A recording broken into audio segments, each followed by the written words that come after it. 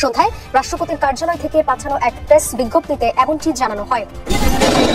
গত ৫ই আগস্ট ছাত্র জনতার দানবীয় আন্দোলনের মুখে ক্ষমতাচ্যুত প্রধানমন্ত্রী শেখ হাসিনা দেশ ছাড়তে বাধ্য হলে গা ঢাকা দেয় আওয়ামী লীগের সাবেক এমপি মন্ত্রী সহ দলের অনেকটা ছিন্ন ভিন্ন অবস্থা তৈরি হয়ে পড়েছে আওয়ামী লীগ দলের।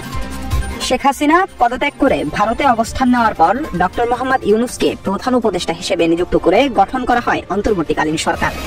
তবে দেশ এবং দেশের ভিন্ন চ্যালেঞ্জের মুখে পড়তে হচ্ছে অন্তর্বর্তীকালীন সরকারকে। এর মধ্যে শেখ হাসিনাকে দেশে ফেরাতে বিস্ফোরক মন্তব্য করে বসলেন রাষ্ট্রপতি মোহাম্মদ শাহাবুদ্দিন। কি বললেন রাষ্ট্রপতি, জানাচ্ছেন সহকর্মী ইয়াসিন আরাফাত। মার্কিন যুক্তরাষ্ট্রের আন্তর্জাতিক বার্তা সংস্থা US99 থেকে বঙ্গভবনে একটি লেটার পাঠানো হয়।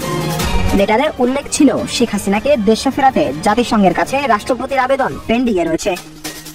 এখানে লেখা ছিল বাংলাদেশের সাবেক প্রধানমন্ত্রী শেখ হাসিনা রাষ্ট্রপতির কাছে পদত্যাগপত্র জমা দেয়নি। এখানে আরো উল্লেখ ছিল সাবেক প্রধানমন্ত্রী শেখ হাসিনাকে দেশ ত্যাগে বাধ্য করা হয়েছিল, তিনি স্বেচ্ছায় দেশ ত্যাগ করেননি। তবে এ বিষয় নিয়ে রাষ্ট্রপতির কাছে জানতে চাইলে